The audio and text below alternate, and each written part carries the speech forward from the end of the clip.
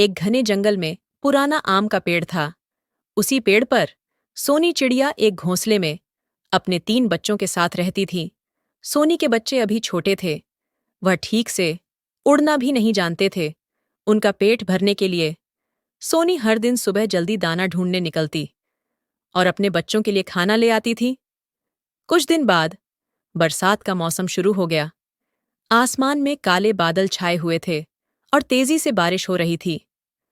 सोनी बहुत घबराई हुई थी कि अब वह अपने बच्चों के खाने के लिए बाहर दाने कैसे ढूंढने जाए। बारिश बंद ही नहीं हो रहा था, बल्कि और बढ़ता ही जा रहा था। मेरे बच्चों, बाहर बहुत तेजी की बारिश हो रही है। तुम लोग घोंसले से बाहर मत निकलना। मैं तुम लोगों के लिए जल्दी से खाना लेकर वापस आती हूँ। माँ, हमें डर लग रहा है, कहीं हम बारिश से भीग न जाएं। आप खाना लेकर कब तक आ जाओगी? तुम सब डरो मत। मैं तुम लोगों के लिए जल्दी से खाना ढूंढकर ले आऊंगी। बस तुम सब घोंसले में सुरक्षित रहना, बाहर मत निकलना। सोनी यह कहकर जंगल में उड़ गई। आसमान में खूब तेजी से बादल गरज रहे थे। बारिश की बूंदें खूब तेजी से बढ़ रही थीं। सोनी जल्दबाजी में कुछ दाने इकट्ठा करी और वापस लौटने लगी, लेकिन बारिश इतना तेज था कि उसका उड़ना भी मुश्किल हो गया। हे भगवान, मेरे बच्चे अकेले घोंसले में भूख से तड़प रहे हैं। मैं कैसे वापस अपने घोंसले में जाऊं? सोनी कैसे भी करके अपने घोंसले तक पहुंचने की कोशिश करती है। आम का पेड़ अब कुछ ही दूर पर दिखाई दे रहा था, लेकिन हवा के तेज झोंके ने सोनी को इधर-उधर बहा दिया। वह बार-बार गिर रही थी, लेकिन फिर भी अपने बच्चों तक पहुंचने की कोशिश करती रही।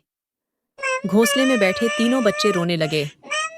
बारिश की बूंदें घोंसले के अंदर भी गिरने लगीं। भैया, मम्मा अभी तक क्यों नहीं आई?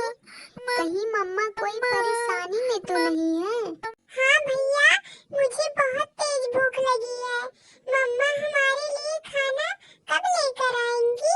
उधर सोनी उड़ने की कोशिश करते करते थक गई और ठंड से कांपती हुई एक कोने में बैठ गई। पास के एक पेड़ पर बैठे कबूतर ने उसे देखा। अरे सोनी, तुम इतना भीग कैसे गई?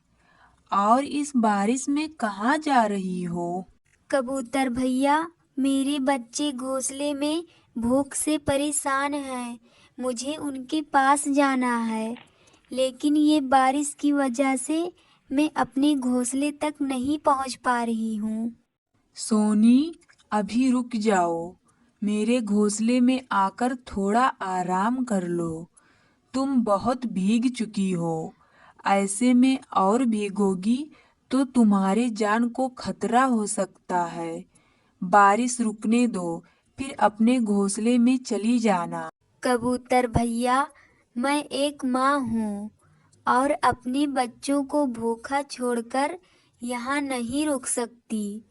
कबूतर भैया, मुझे जाना होगा। सोनी कैसे भी करके हिम्मत जुटाकर उड़ते-उड़ते अपने घोंसले तक पहुंची, लेकिन बारिश और ठंड ने उसे कमजोर कर दिया था। मेरे बच्चों, मैं तुम सबके लिए खाना लेकर आ गई। ये लो दाने और इसे खा लो। बच्चों ने खुशी-खुशी खाना खाया, लेकिन सोनी इतनी थकी और भीगी हुई थी कि उसके पंख बहुत भारी हो गए और वह घोंसले में गिर पड़ी। मम्मा, क्या हुआ है आपको? उठो ना मम्मा, आप भी दाने खा लो मम्मा। मेरे बच्चों, अब तुम सब बड़े हो जाओ और हमेशा एक दूसरे का ख्याल रखना। तुम सब कभी अलग मत होना। मैं अब तुम सबसे बहुत दूर जा रही हूँ। सोनी इतनी बातें बोलकर अपना दम तोड़ देती है। बारिश थमने के बाद जंगल में सन्नाटा छा गया कि सोनी अब नहीं रही। उसके मम्मा, बच्चे उठो घोंसले ना। में बैठे रो रहे थे। मम्मा हमें मम्मा, छोड़कर उठो ना। कहाँ चली गई? हमसे अब बातें हमारे करो ना लिए मम्मा। खाना कौन लेकर मम्मा, आएगा? उठो मम्मा, ना। अब हम अपनी मम्मा किसको मम्मा, बुलाएंगे? उठो ना। मम्मा, उठो ना उठ भी मम्मा। जाओ ना मम्मा। हम आपके मम्मा, बिना उठो ना। क्या करेंगे? हमसे बातें करो ना उठो मम्मा। ना।